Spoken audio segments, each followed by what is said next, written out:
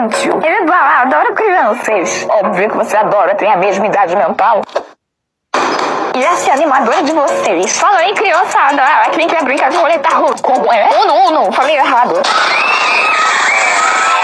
Astros do alvo estão próximos à área de serviço. Deu uma investigada. Chiu, eu tô ocupada agora. O que você tá fazendo? Eu tô no armário, você tá brincando de pique-esconde. Você não pode focar na missão por 2 minutos. Fala baixo. Falta uma pra eu ganhar. Ei, Paulo. Pera, meu nome não é Paulo. Pode me chamar assim. Já que você tá na furtiva, pega os brigadeiros pra me pegar você mesmo, ué. Vergonha. Anda logo. Eu definitivamente não sou pago pra isso. O que é isso? É um óculos super maneiro pra ver no escuro. Por que você tem isso? Porque eu sou, na verdade, uma agente secreta. Ficou maluca? Tá contando nosso plano por quê? Ah, relaxa, eu sou uma criança, ninguém vai acreditar. O